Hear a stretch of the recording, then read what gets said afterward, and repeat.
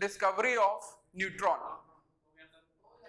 Discovery of neutron.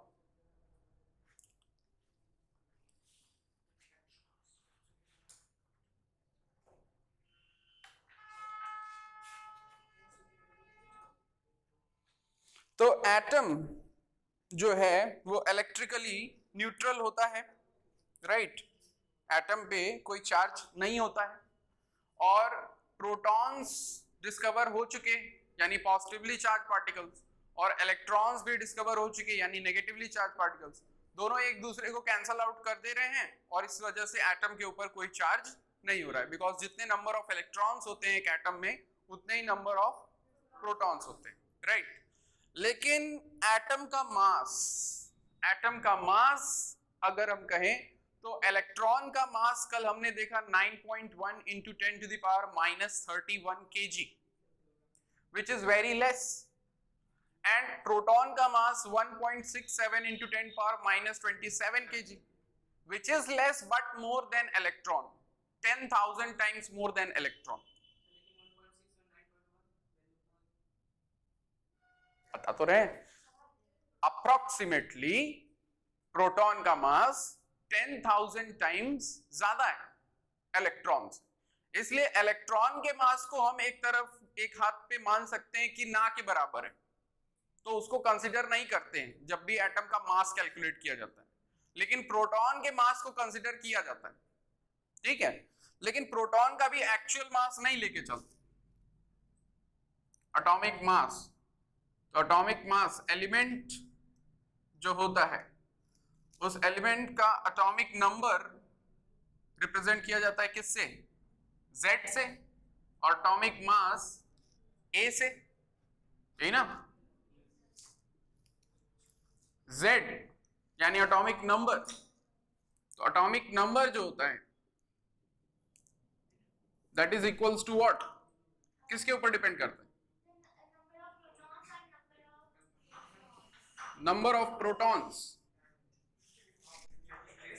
number of protons, as well as it is also equal to number of electrons। बैठाओ उसको भाई, आगे आ जाओ, bag हटा दो, बैग लाओ इधर, बैग लाओ इधर दे दो हमको, चेयर पे रख दो, चेयर। राज बैग रखो, बैठ जाओ।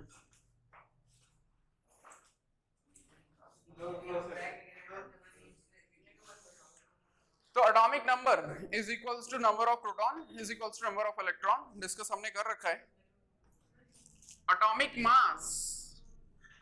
मास, तो अगर न्यूट्रॉन की डिस्कवरी नहीं हुई है तो इसका मतलब एटॉमिक मास जो होना चाहिए वो होना चाहिए सिर्फ और सिर्फ किसकी वजह से, प्रोटॉन की वजह से, क्योंकि इलेक्ट्रॉन जो है वो तो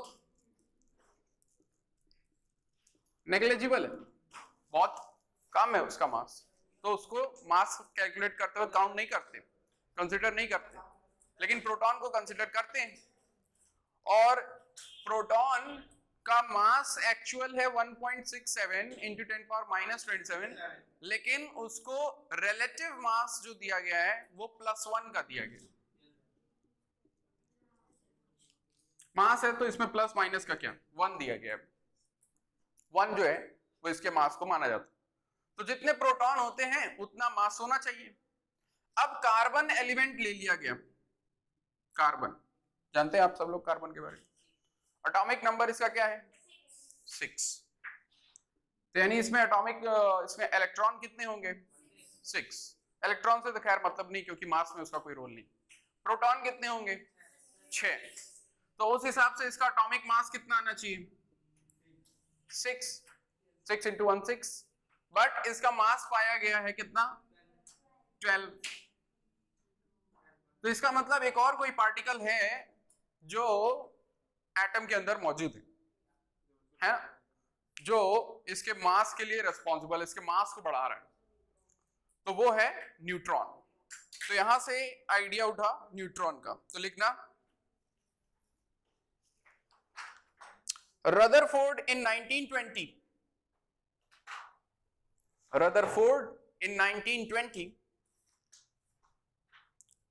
suggested the presence of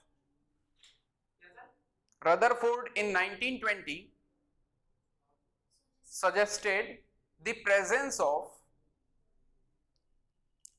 a neutral particle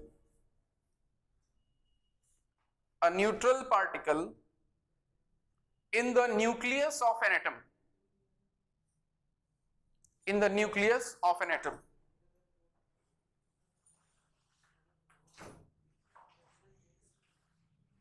Having mass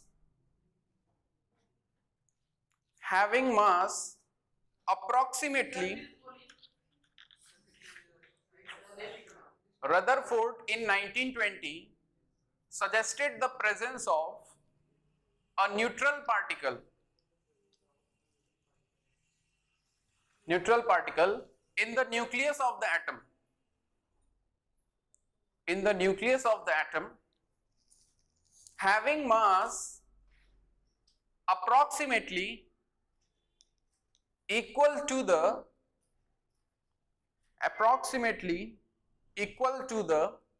mass of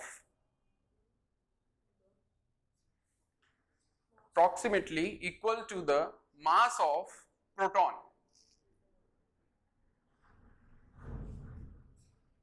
mass of proton.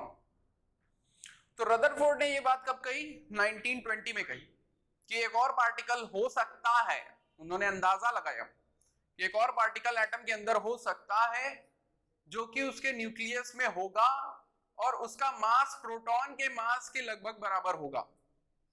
लेकिन इस बात को कंफर्म करके इस पे मुहर किसने लगाई? James Chadwick. तो लिखिएगा James Chadwick. James Chadwick.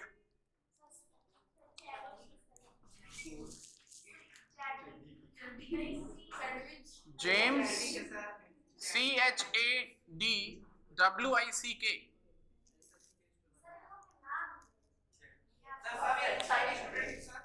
James Chadwick. मैंने अपने यहाँ एक छोटे स्टूडेंट है क्लास फर्स्ट का, उसका नाम है अद्विक, उसका नाम चैडविक कर दिया. तो अब मुझे दिक्कत नहीं होती चैडविक से. तो जेम्स चैडविक in 1932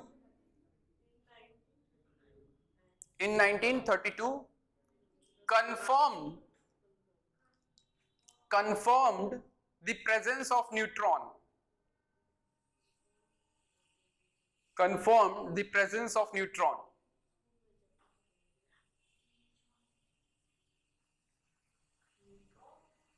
है ना? तो 1920 में एक इंसान कहता है कि एक पार्टिकल और है एटम के अंदर जो उसके मास के लिए रिस्पॉन्सिबल है, उसके मास को बढ़ा रहा है. बिकॉज जब पाया गया कार्बन वगैरह को चेक करके तो उनके मासेस ज्यादा निकल रहे थे. अगर सिर्फ प्रोटॉन मास के लिए रिस्पॉन्सिबल होता तो उसका मास 6 होना चाहिए था, बट उसका मास 12 मिल रहा था. तो यानी कोई पार्टिकल है, इसका आइडिया सबको लग चुका था और रदरफोर्ड ने ये बात का अंदाजा दे दिया था. और ये भी बोल दिया था कि वो पार्टिकल का मास जो है प्रोटॉन के बराबर ही होगा, क्योंकि जस्ट डबल हो रहा था. जैसे 6 प्रोटॉन है तो उसका जस्ट डबल यानी 12 मास मिल रहा था. तो यानी वो बिल्कुल प्रोटॉन के जैसा ही होगा मास वाइज. तो ये बात उन्होंने अजम्पशन किया था और बताया था. लेकिन जेम्स चैडविक ने एक्सपेरिमेंट करके कंफर्म कर दिया इसको 1932 में. तो उनका एक्सपेरिमेंट क्या था? एक्सपेरिमेंट में उन्होंने क्या लिया? ही टुक जेम्स चैडविक नहीं, जो फाइनल बाद में न्यूट्रॉन एज अ पार्टिकल, उसको जेम्स चैडविक ने बताया. और उन्होंने सिर्फ प्रेडिक्शन किया था, पहले नाम उन्होंने नहीं दिया था रदरफोर्ड, है ना. जो प्रेडिक्शन किया था, अंदाजा लगाया था पार्टिकल हो सकता है. तो इलेक्ट्रॉन के लिए हम किसको मानेंगे? Who is the discoverer of the electron? Electron की बात कर रहा हूं मैं. थॉमसन, है ना, जे थॉमसन. एंड प्रोटॉन के लिए रदरफोर्ड. एंड देन न्यूट्रॉन के लिए जेम्स चैडविक. तो इसको हम लोग ऐसे याद करते थे. हाँ, ईटा पर नाचे। E for electron, E for electron, Ta for Thomson, P for proton, R for Rutherford, and N for neutron, Ch for Chadwick.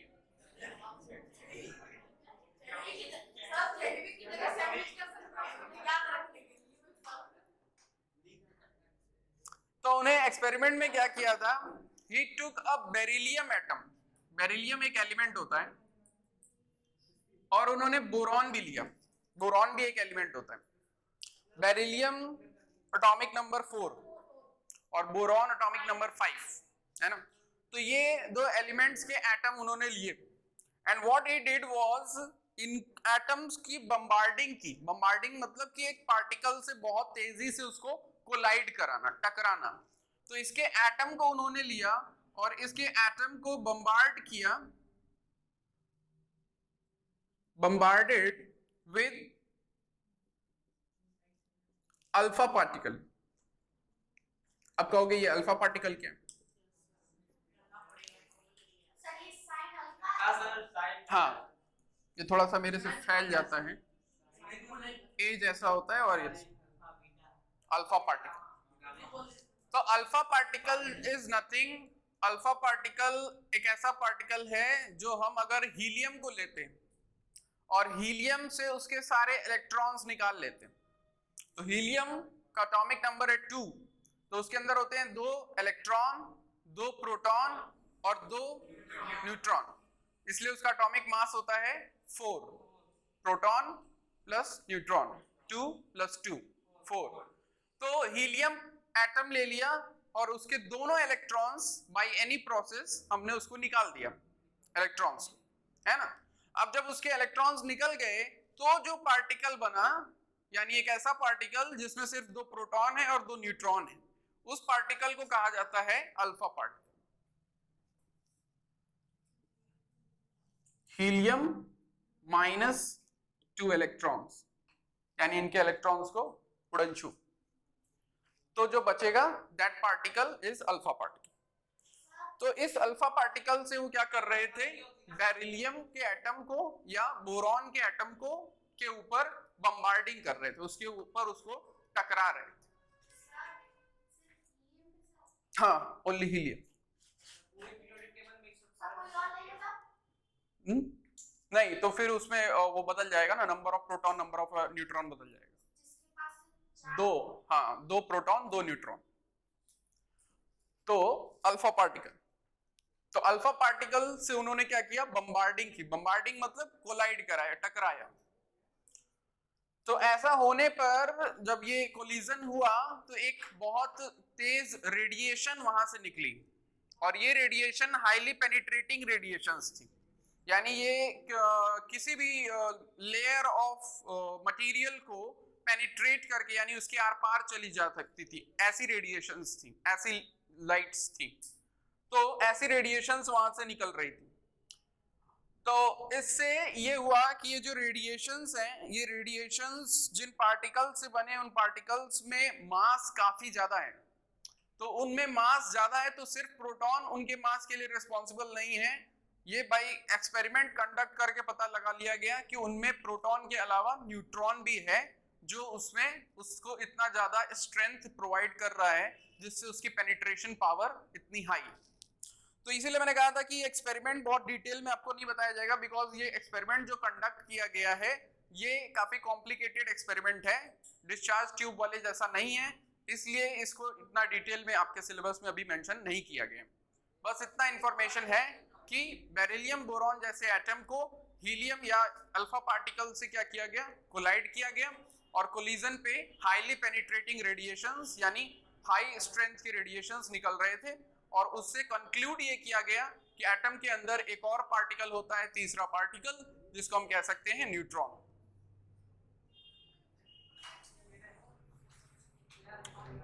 तो जब कैलकुलेट करके चेक किया गया कि वो रेडिएशंस, वो पार्टिकल्स में न्यूट्रॉन है, तो उसके ऊपर चार्ज कितना है? तो चार्ज पाया गया 0।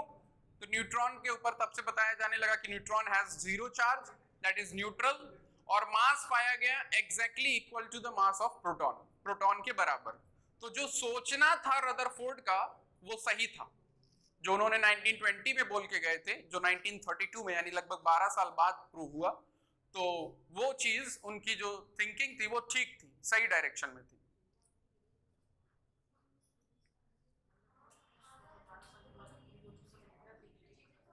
बट यहां पे कहा गया है नियरली इक्वल, यानी एग्जैक्टली इक्वल नहीं है प्रोटॉन के, बट आपको जब भी लेके चलना है तो एग्जैक्टली इक्वल लेके ही चलना है, क्योंकि ये डिफरेंस बहुत कम है। जैसे प्रोटॉन का मास था 1.67 इंटू 10⁻⁻27, तो यहाँ पे न्यूट्रॉन का मास है 1.6749 इंटू 10⁻⁻27, तो मतलब डेसिमल वैल्यूज में third digit fourth digit places का अंतर आ रहा है, तो ये बहुत कम है डिफरेंस। तो इसलिए इस डिफरेंस को हम ना के बराबर मान लेते हैं और प्रोटॉन और न्यूट्रॉन का मास सेम मान लेते हैं। तो यानी प्रोटॉन के जैसा ही एक और पार्टिकल है न्यूट्रॉन,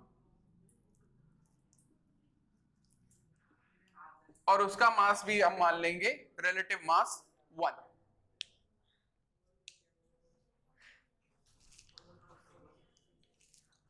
तो अभी तक के तीनों पार्टिकल की जो डिस्कवरी है उससे इंपॉर्टेंट हो जाता है इनका सिंबल डिस्कवर्ड बाय, यानी किसने इसको खोजा, प्लस इसका चार्ज कितना होता है इन पार्टिकल्स का मास कितना होता है, ये इंपॉर्टेंट हो जाता है।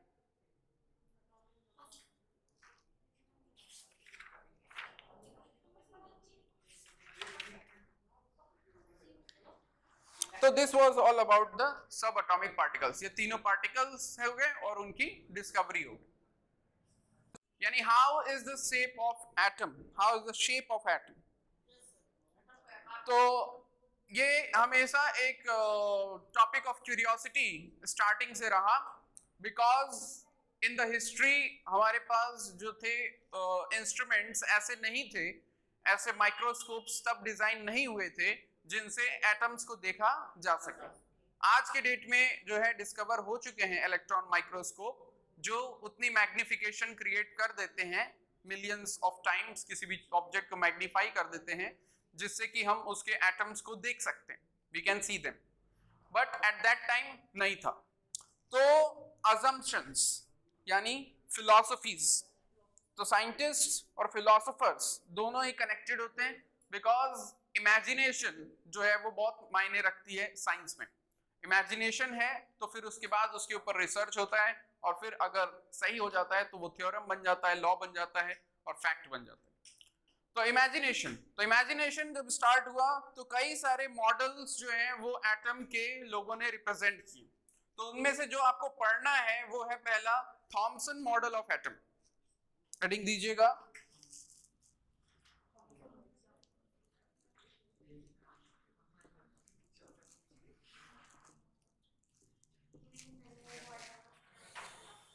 तो नाम से आप समझ ही गए होंगे कि ये मॉडल किसने बताया था, जे थॉमसन।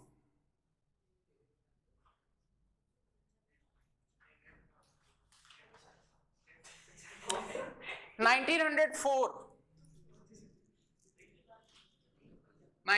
फोर की ये बात है। थॉमसन ने बोला कि एटम जो है it is spherical in shape, गोल आकार का होता है, और जो उसमें इलेक्ट्रॉन्स होते हैं वो जगह जगह पे एम्बेडेड होते हैं,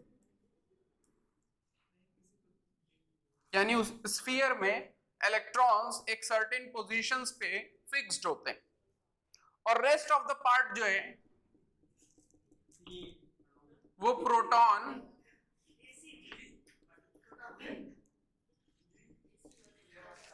प्रोटॉन इलेक्ट्रॉन जो है उसको अक्वायर करते। तो लिखना, J Thomson in 1904 proposed that J.J. Thomson in 1904 proposed that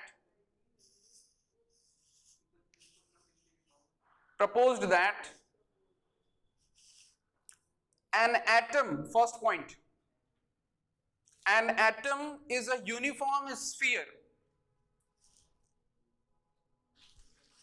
An atom is a uniform sphere of positive electricity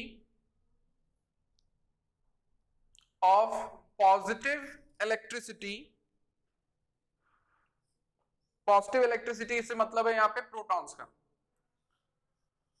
of positive electricity in which electrons are embedded,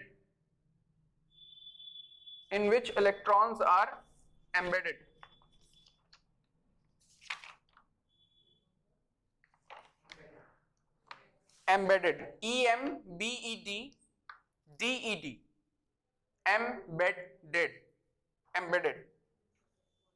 embedded is kind of जैसे अंगूठी में पत्थर जड़ा हुआ है तो embedded है ये इसमें फिक्स्ड, तो इसको एम्बेडेड बोलते हैं। तो वैसे ही एक स्फीयर है, एक बॉल है, बॉल शेप्ड का एटम है, ऐसा इन्होंने सोचा, और वो पॉजिटिवली चार्ज्ड, उसमें पूरा चार्जेस पॉजिटिव वाले बिखरे हुए हैं, और नेगेटिव चार्जेस जो है आपको जगह जगह पे देखने को मिलेंगे, यानी इलेक्ट्रॉन्स, नेगेटिव चार्जेस जगह जगह पे देखने को मिलेंगे। इस मॉडल को प्लम पुडिंग मॉडल भी कहते हैं।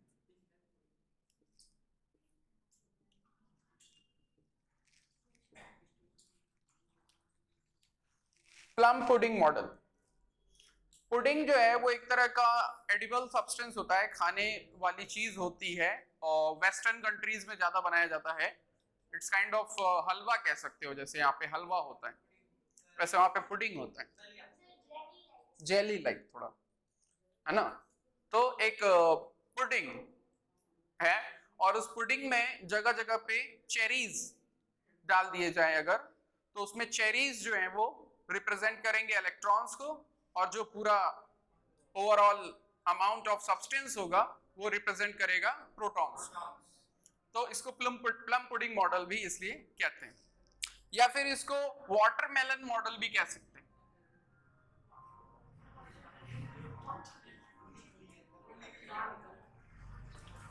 उन्होंने कहा कि जैसे एक तरबूज होता है, तो तरबूज में it is entirely filled with the pulp of the fruit, and उसमें जगह जगह पे क्या होते हैं, सीड्स होते हैं, बीज होते हैं। तो ये बीज आप समझ सकते हो कि इलेक्ट्रॉन्स हैं, और जो पल्प है वो प्रोटॉन्स हैं। तो वैसा कुछ स्ट्रक्चर होता है एटम का, ऐसा सोचा किसने, थॉमसन। तो थॉमसन का ये एटॉमिक मॉडल उनके द्वारा पेश किया गया।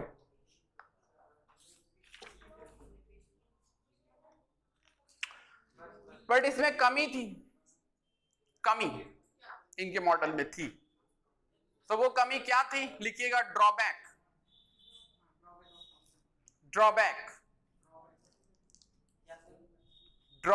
इनके मॉडल का ड्रॉबैक यानी कमी जो थी वो इनके मॉडल में वो क्या थी, फॉल्ट।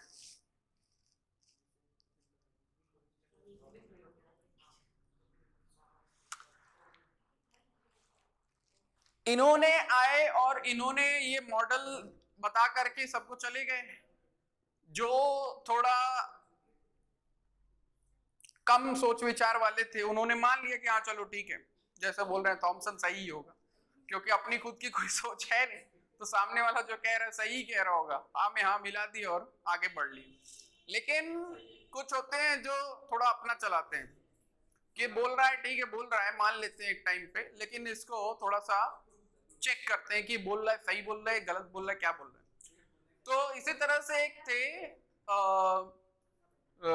रदरफोर्ड है ना, जिनको हम लोग ऑलरेडी मिल चुके हैं, है ना, रदरफोर्ड। अरे रदरफोर्ड डिस्कवर किए थे क्या,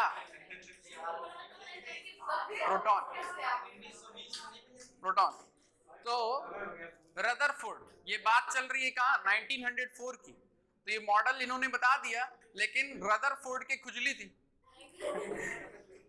तो रदरफोर्ड को जो है अपनी ये जिज्ञासा शांत करनी थी, ये क्यूरियोसिटी उनको शांत करनी थी कि क्या सही बोल रहा है ये बंदा थॉमसन, क्या ऐसे ही है, प्लम पुडिंग जैसा है एटम। तो रदरफोर्ड ने एक एक्सपेरिमेंट किया था जो काफी पॉपुलर है, जो आपको पढ़ना भी है, इंपॉर्टेंट भी है, अल्फा पार्टिकल स्कैटरिंग एक्सपेरिमेंट, है ना, अल्फा पार्टिकल स्कैटरिंग एक्सपेरिमेंट। तो अल्फा पार्टिकल स्कैटरिंग एक्सपेरिमेंट जब किया गया रदरफोर्ड के द्वारा, तो उससे कुछ नई बातें निकल करके आई। उन नई बातों से ये निकल करके आया कि जो प्लम पुडिंग मॉडल है ये एक नंबर का नल्ला मॉडल है।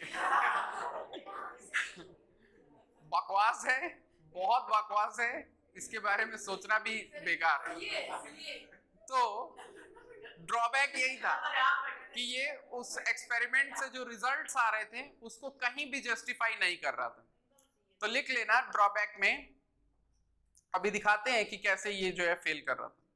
ड्रॉबैक में लिख लेना Thomson's atomic model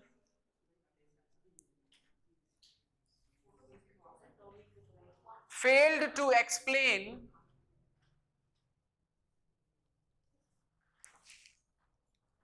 Thomson's atomic model failed to explain the Rutherford's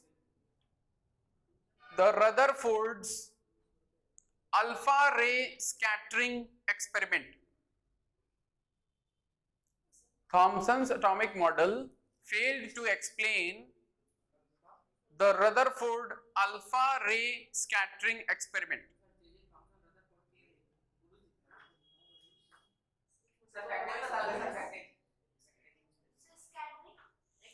Experiment.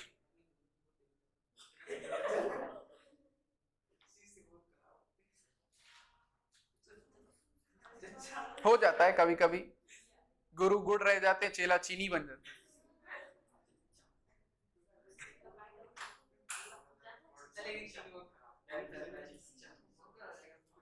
तो इसलिए ये ऑब्जर्वेशन नहीं बता पा रहे थे, तो it was rejected, the Thomson's model was rejected.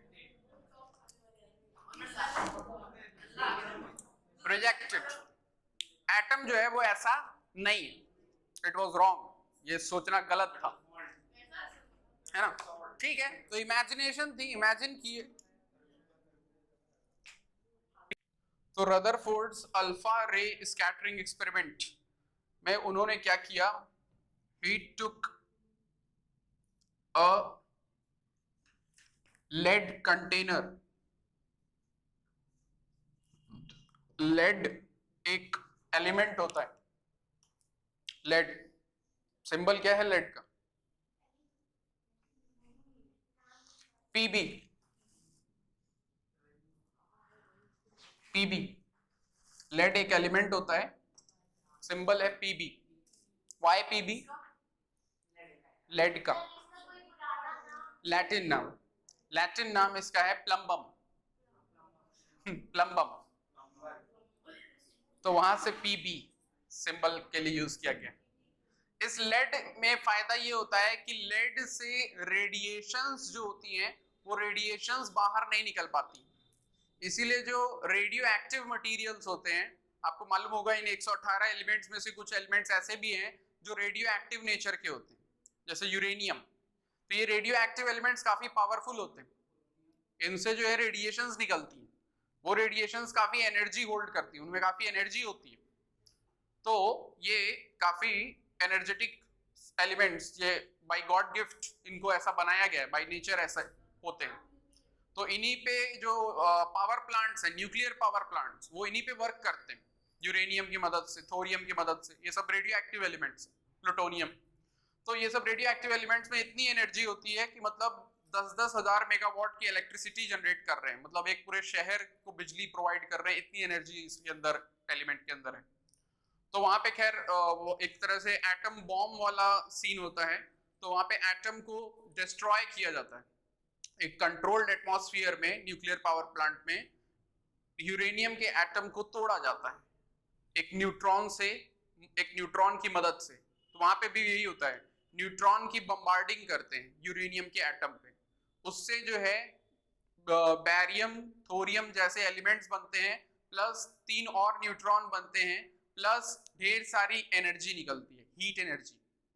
फिर वो न्यूट्रॉन फिर आते हैं, यानी आपके पास अगर 1 ग्राम यूरेनियम है तो उसमें लाखों करोड़ों यूरेनियम के एटम होंगे, तो 3 न्यूट्रॉन फिर लौट के आते हैं, बाकी यूरेनियम एटम्स के साथ फिर रिएक्शन करते हैं, तो 3 रिएक्शन फिर शुरू हो जाता है। फिर वो 3 रिएक्शन में 3 न्यूट्रॉन फिर से बनते हैं, यानी 3 3 प्लस 3 6 प्लस 3 9 न्यूट्रॉन्स। वो 9 न्यूट्रॉन्स फिर आते हैं, फिर रिएक्शन करते हैं, तो 9 रिएक्शंस स्टार्ट होते हैं। तो इस तरह से अनकंट्रोल्ड रिएक्शन जो है वो स्टार्ट हो जाता है और जो है उस रिएक्शन में एनर्जी निकलती चली जाती है, एनर्जी बनती चली जाती है। तो ये हो जाता है एटम बॉम्ब। इस तरह से एटम बॉम्ब वर्क करता है। तो ब्लास्ट जो है वहां पे अनकंट्रोल्ड ब्लास्ट पे ब्लास्ट होता चला जाता है और पूरा पूरा शहर जो है वो तबाह हो जाता है। इसलिए एटम बॉम्ब जो है वो काफी डेंजरस हो जाता है, क्योंकि चेन रिएक्शन पे रिएक्शन होते चले जा रहा है और वो रिएक्शन रुक ही नहीं रहा। तो ये चीज हो जाती है एटम बॉम्ब में। लेकिन न्यूक्लियर पावर प्लांट में उसको कंट्रोल कर लेते हैं। जैसे 3 न्यूट्रॉन बने तो 3 न्यूट्रॉन में से 2 को रोक लेंगे, एक ही को जाने देंगे, तो फिर वो एक सिंगल फिर रिएक्शन हो। उसका एक सिस्टम है, क्लास 10th में बताऊंगा न्यूक्लियर पावर प्लांट, पूरा उसको समझना पड़ेगा, है ना, इतने हल्के में नहीं हो जाएगा 2 मिनट में।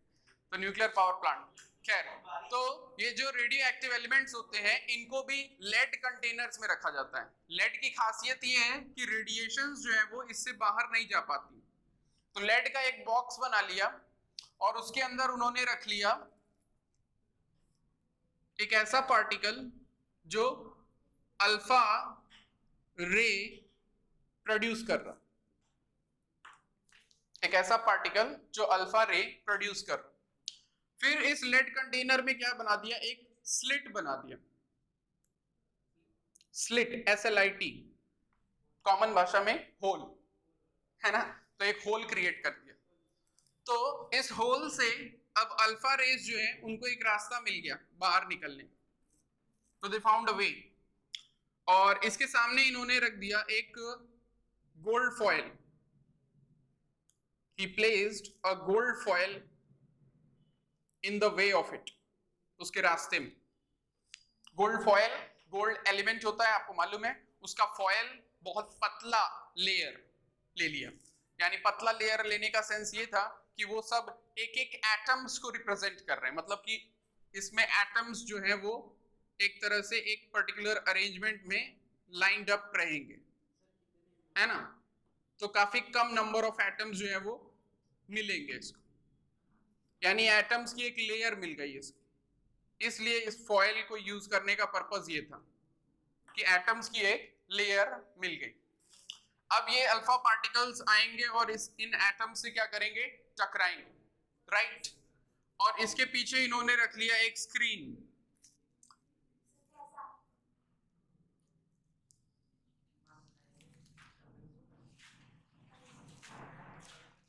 एक स्क्रीन ऐसा जिसपे पार्टिकल पड़े तो वो जगमगाए। तो वो कौन है, जिंक सल्फाइड। तो फिर से उसी की मदद ली गई, जिंक सल्फाइड। जिंक सल्फाइड का पीछे एक ऐसे सी शेप का अरेंजमेंट रख दिया, जिससे ये क्या हो गया, ये एक स्क्रीन की तरह बिहेव करने लगा। यानी अगर कोई भी पार्टिकल इस पे आएगा तो ये क्या करेगा, एक ग्लो शो करेगा, फ्लोरेसेंस क्रिएट होगी, जगमगाहट होगी। तो उसको डिटेक्ट करने के लिए इसको पीछे रख लिया गया कि देखते हैं कि ये अल्फा पार्टिकल इस एटम से पास हो जाता है या इस एटम से टकराता है तो क्या होता है। तो ये चेक करने के लिए इस तरह का सेटअप बनाया गया। ये बेसिक सेटअप है, और भी चीजें वहां पे की गई हो।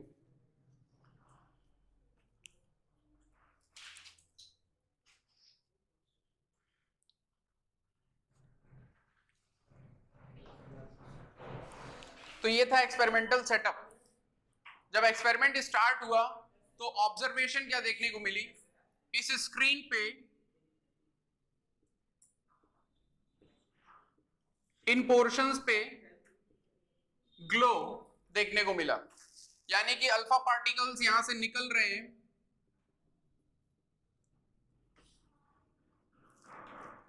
और वो क्या कर रहे हैं, इस एटम के आर पार चले जा रहे हैं, यानी उनको भेद करके, पेनिट्रेट करके, they are passing through them. Very small कह सकते हैं। फॉयल कैसी होती है, मतलब बहुत पतली, कितने एक्यूरेट तो नहीं पता, मतलब कितने पे है, but it was very thin, it was very thin.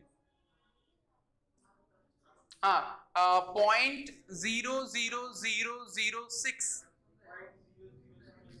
0.00006 centimetre, 4 times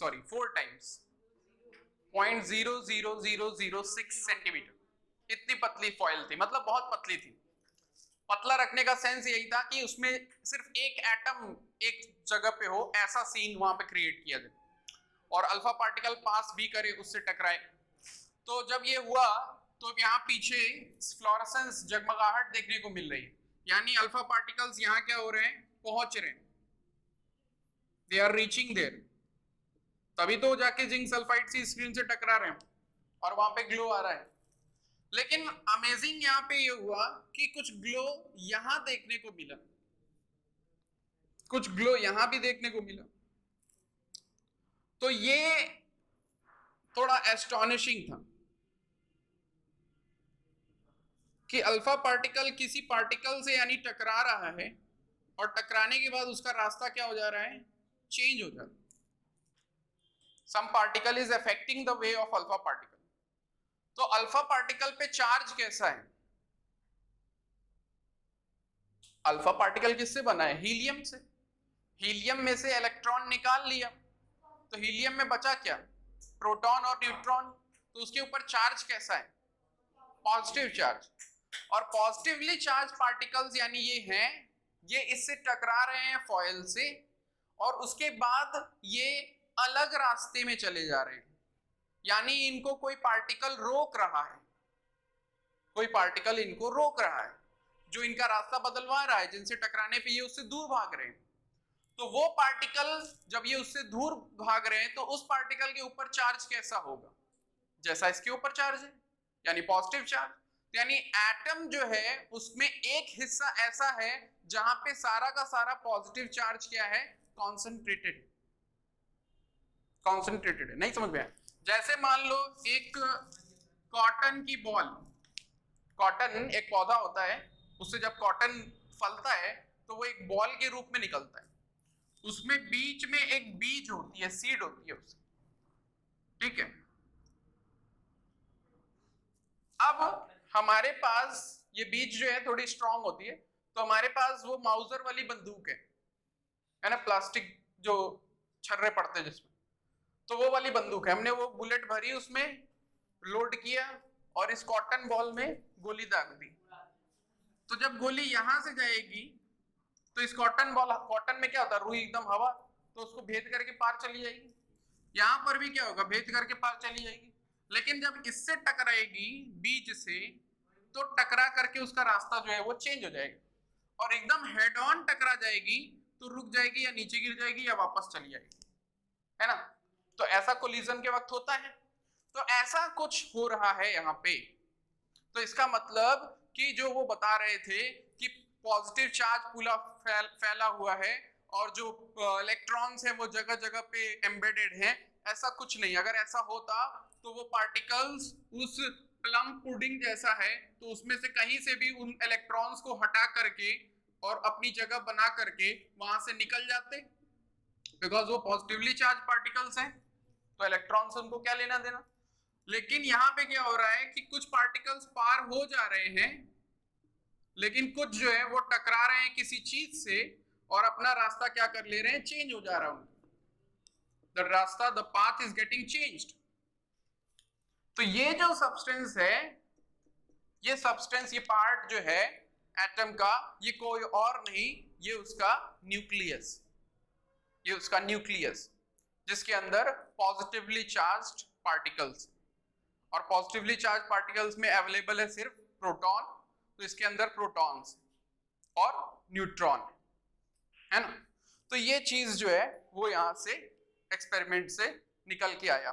तो प्लम पुडिंग मॉडल इसीलिए फेल हो गया क्योंकि प्लम पुडिंग के हिसाब से अगर एटम होता तो सारे ही पार हो जाने चाहिए थे, यहाँ पे पूरा पूरा ग्लो सीधा सामने मिलना चाहिए था, अगल बगल में कोई ग्लो नहीं आना चाहिए था। लेकिन अगल बगल में ग्लो आ रहा है, इसका मतलब एटम में कुछ पोर्शन ऐसा है जो पॉजिटिवली चार्ज्ड है और उससे टकरा करके ये अपना पाथ बदल रहे हैं। यानी एटम का स्ट्रक्चर वैसा नहीं है जो थॉमसन बता रहे थे। एटम का स्ट्रक्चर कुछ और है, जो कि कुछ ऐसा है अकॉर्डिंग टू रदरफोर्ड कि इसमें एक एटम में स्फेरिकल तो है, सेंट्रल पार्ट है जो इसको हम न्यूक्लियस कह सकते हैं, और इलेक्ट्रॉन जो है वो इसके अराउंड कहीं है प्रेजेंट, इसके अराउंड रिवॉल्व कर रहे हैं, जो हम आज मॉडल पढ़ते हैं। बट अभी इस मॉडल में भी फॉल्ट है, इसमें भी कमी है।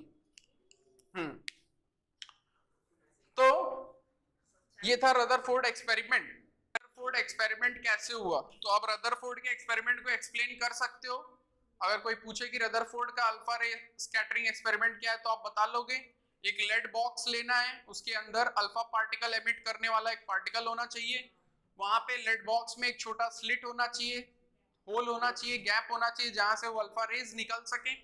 फिर वो अल्फा रेज आएंगी, सामने एक गोल्ड फॉयल रहेगा, दूसरी इंपॉर्टेंट चीज।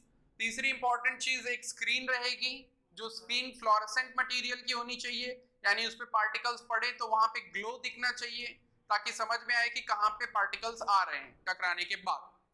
अब जब एक्सपेरिमेंट को एक्सप्लेन करने को कहेगा, तो आप वहां पे ये भी बता सकते हो कि एक्सपेरिमेंट में क्या ऑब्जर्वेशंस देखने को मिले, है ना, लिख सकते हो, लिखो ऑब्जर्वेशंस। ऑब्जर्वेशंस इस एक्सपेरिमेंट में ऑब्जर्व क्या करने को, देखने को क्या मिला। पॉइंट्स में लिखवाता हूं, पहला पॉइंट लिखना, most of the alpha particle, most of the alpha particle, इस एक्सपेरिमेंट में देखने को क्या मिला, most of the alpha particle passed through the gold foil, passed through the gold foil without suffering any deflection, without suffering any deflection.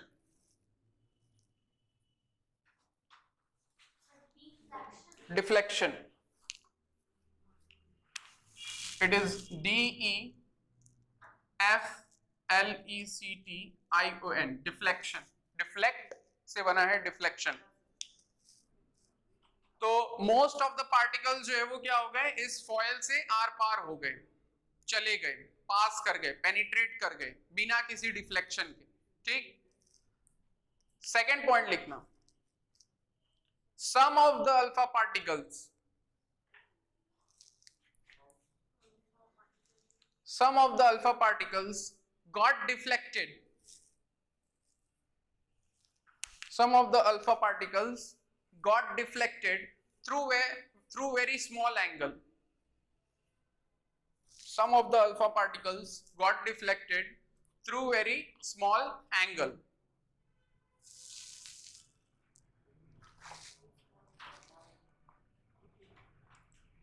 तो second observation क्या देखने को मिल रहा है कि कुछ अल्फा पार्टिकल जो हैं वो कुछ एंगल से डिफ्लेक्ट कर जा रहे हैं, यानी स्ट्रेट नहीं गए, स्ट्रेट जाने के बजाय कुछ एंगल बना करके गए, एक सर्टेन एंगल पे गए, तो ये भी देखने को मिल रहा है। देन थर्ड पॉइंट लिखना,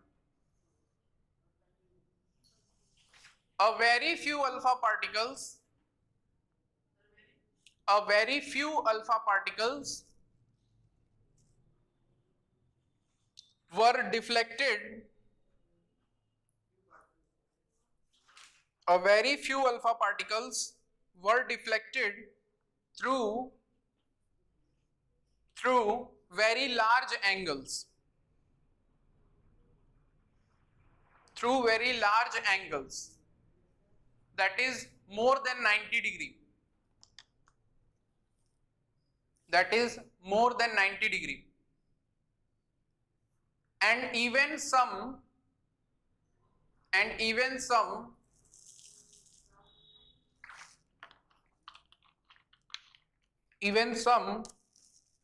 traversed back, traversed, TRAVERSED,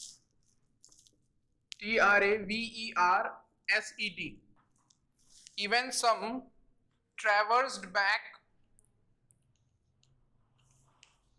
their original path,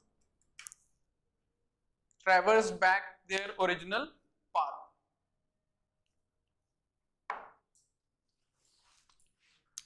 तो मतलब कि कुछ तो ऐसे भी थे जो लगभग 90 डिग्री या 90 डिग्री से ज्यादा के एंगल पे क्या हो गए, डिफ्लेक्ट हो गए, उनका रास्ता बदल गया। और कुछ तो 180 डिग्री यानी टकराए और वापस भी चले गए। कुछ पार्टिकल्स ऐसे भी रहे होंगे जो सीधा न्यूक्लियस से जाके भिड़े होंगे। तो सीधा न्यूक्लियस से भिड़ने पे न्यूक्लियस क्या करेगा, उनको सीधा वापस भी लौटा देगा। जा भाई।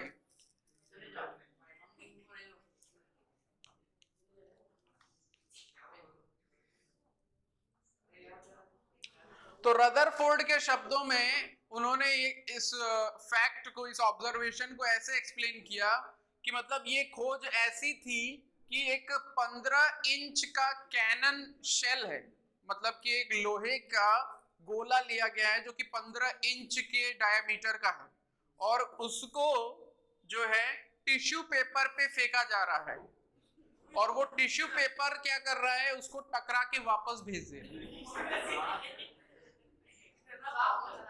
है ना। तो ये कुछ ऐसा ही है, क्योंकि यहाँ पे क्या है, फॉयल है, बहुत पतली फॉयल जो कि एटम से बनी है, बहुत लेस नंबर ऑफ एटम्स है इसमें, थाउजेंड्स ऑफ एटम्स या ऐसे कुछ होंगे, और ये अल्फा पार्टिकल्स हैं, भीम। तो ये जा रहे हैं और ये एटम उनको वापस भेज दे रहा है।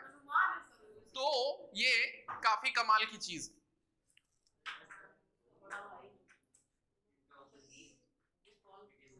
तो इस चीज को ऑब्जर्व करते ही इन्होंने थॉमसन के मॉडल को तुरंत गलत कह दिया कि उनका मॉडल गलत है, उनको मॉडल को मत मानिए, दैट वाज रॉन्ग, इनकरेक्ट। और थॉमसन से पूछा भी गया कि भाई आप क्या कहते हैं, आप इसका जवाब दीजिए, ऐसा क्यों हो रहा है। थॉमसन बोले बस मेरा हो गया है, मैं जा रहा हूँ।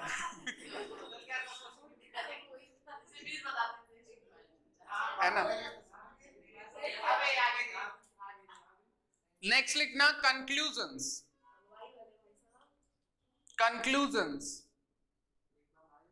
Conclusions from the observation. ये जो ऑब्जर्वेशंस हैं, इससे निष्कर्ष क्या निकाला जा सकता है, अपने काम लायक चीज क्या है इसमें। पहली बात, most of the space of atom, most of the space of atom is empty. Atom का ज्यादातर हिस्सा जो है वो क्या है, खाली है, एम्प्टी। एम्प्टी, ज्यादातर एटम का पोर्शन क्या है, खाली है, खोखला है, इट्स हॉलो, है ना। क्योंकि क्या हो रहा है, अल्फा पार्टिकल उसको पार कर जा रहे हैं। सेकंड लिखना, there is some heavy and positively charged, there is some heavy and positively charged body inside the atom.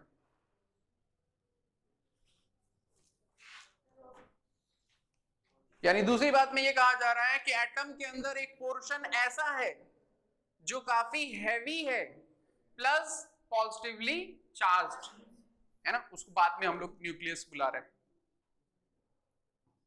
तीसरी बात, this heavy and positively charged body, this heavy and positively charged body, क्योंकि अभी तक nucleus नाम नहीं दिया गया इसको, this heavy and positively charged body must be very small by volume, must be very small by volume। Volume wise ये क्या है, काफी छोटा हिस्सा है, यानी अगर ये बॉल है तो उसमें सिर्फ एक छोटा सा हिस्सा है जो न्यूक्लियस यानी सेंट्रल पार्ट है जो पॉजिटिवली चार्ज्ड है, बाकी पोर्शन क्या है, मैक्सिमम पोर्शन हॉलो है, खाली है, खोखला है, राइट। तो ये चीज है, क्यों, क्योंकि बहुत कम ही रेज जो है वो क्या कर रही है, वापस आ रही है। अगर ये बड़े साइज में होता तो ज्यादातर रेज जो है वो टकरा करके वापस ही आ रही होती, यहाँ पे ये चीज कम देखने को मिलती। अगर ये सेंट्रल पार्ट जो डिफ्लेक्ट कर रहा है वो बड़ा होता वॉल्यूम वाइज, तो ज्यादातर अल्फा पार्टिकल्स उससे टकराते, तो बहुत कम ही अल्फा पार्टिकल होते जो उससे बच करके आगे आ पाते। लेकिन ऐसा नहीं हो रहा है, ज्यादा मिल रहे, तो मतलब वॉल्यूम वाइज वो क्या है, काफी छोटा है इस एटम के अंदर।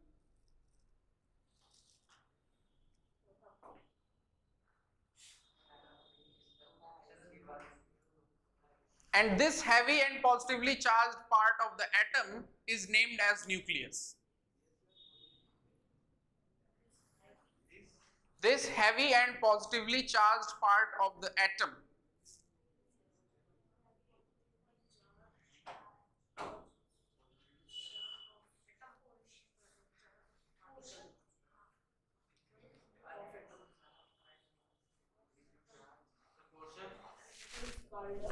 is called the nucleus.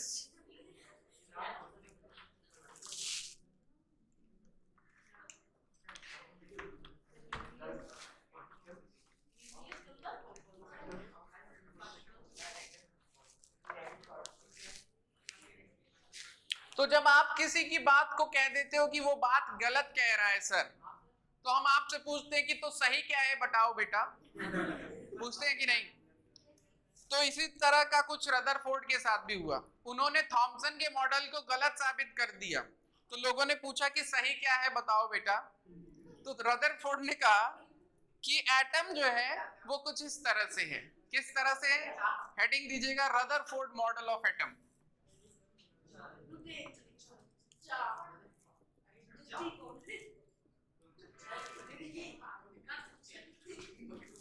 Rutherford model of atom.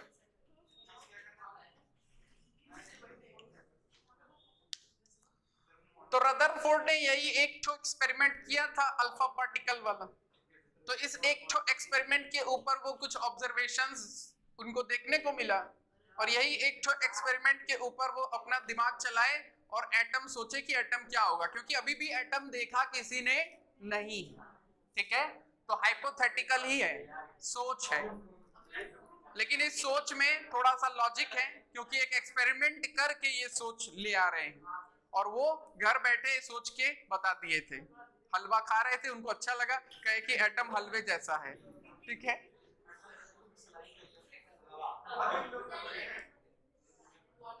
तो लिखना रदरफोर्ड मॉडल ऑफ एटम में पॉइंट नंबर वन उन्होंने कहा एन एटम, उन्होंने कहा, मैंने नहीं, an atom consists of very small positively charged nucleus। तो पहली बार किसी ने न्यूक्लियस की बात की, ठीक है, तो पहली बार जिसने न्यूक्लियस की बात की वो रदरफोर्ड है। सेकेंड पॉइंट, उन्होंने ये भी कहा कि total positive charge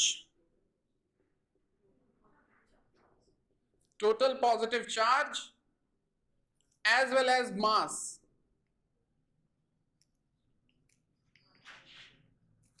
is confined within the nucleus।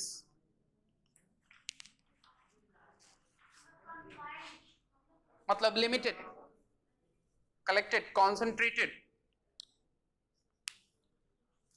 तो उन्होंने ये भी कहा कि सारा का सारा पॉजिटिव चार्ज और सारा का सारा मास जो एटम का होता है वो किसकी वजह से होता है?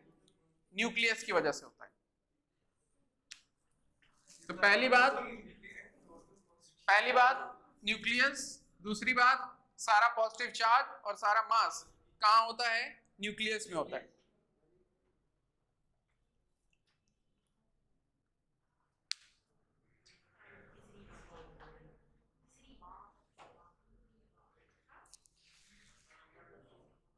फिर प्रोटॉन भी इन्होंने ही डिस्कवर किया था, तो इन्होंने कह दिया कि प्रोटॉन्स जो हैं वो सब के सब किस में? न्यूक्लियस में। ऑब्वियस ही बात है, जब पॉजिटिव चार्ज वहां है तो प्रोटॉन और कहां जाएंगे? वहीं जाएंगे। थर्ड पॉइंट लिखना, थर्ड पॉइंट में इन्होंने बताया कि अब बात रही इलेक्ट्रॉन्स की, कि इलेक्ट्रॉन्स कहां हैं? भाई साहब न्यूक्लियस तो आप बता दे रहे हो, प्रोटॉन्स के बारे में बता दे रहे हो, न्यूट्रॉन के बारे में बता दे रहे हो, इलेक्ट्रॉन्स कहाँ हैं, इसका जवाब कौन देगा? तो उन्होंने कहा कि इक्वल नंबर ऑफ, लिखिएगा, equal number of negatively charged, equal number of, equal number मतलब किसके? नंबर ऑफ प्रोटॉन्स जितने, नंबर ऑफ प्रोटॉन्स जितने हैं उतने ही इक्वल नंबर में कौन है? Electrons.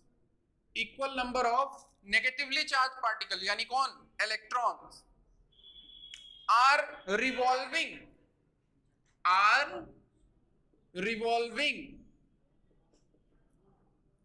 Around the nucleus, are revolving around the nucleus at extremely high speed, are revolving around the nucleus at extremely high speed, at extremely high speed and much greater distance, much greater distance from the nucleus.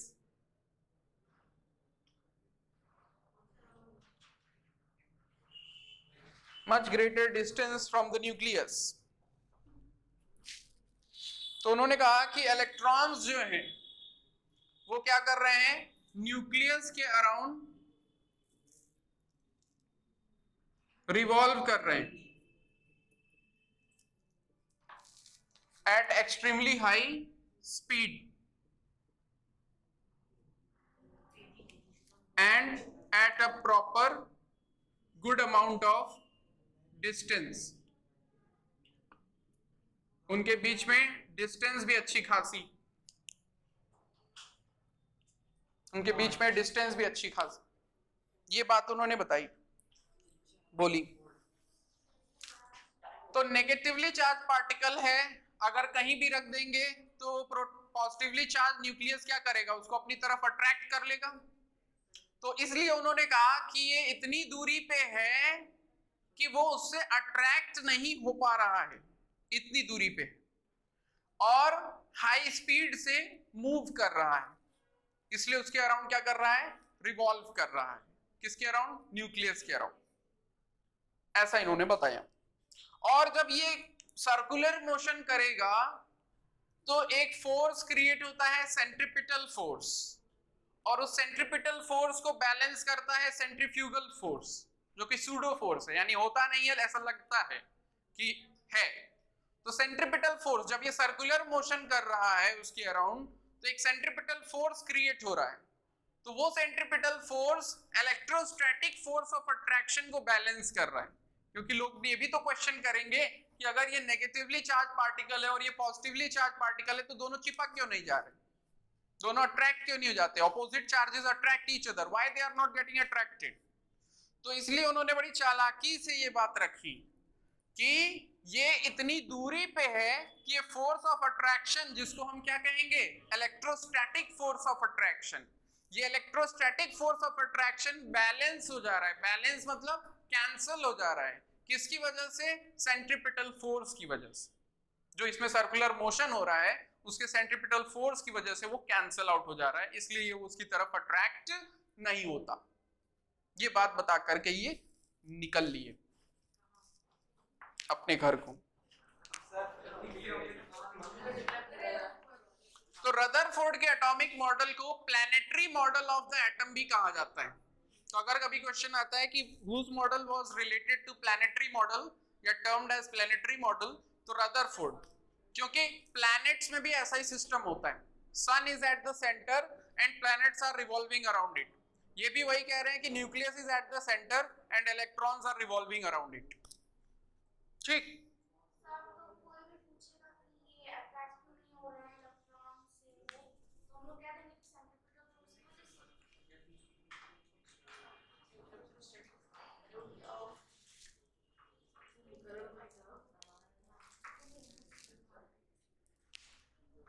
Because earth और moon के साथ भी तो वैसा ही scene है, अर्थ और सन के साथ भी वैसा ही सीन है कि अर्थ की ग्रेविटेशनल फील्ड है, मून की भी ग्रेविटेशनल फील्ड है, यानी फोर्स ऑफ अट्रैक्शन ये भी लगा रहा है वो भी लगा रहा है, तो दोनों चिपक क्यों नहीं जाते?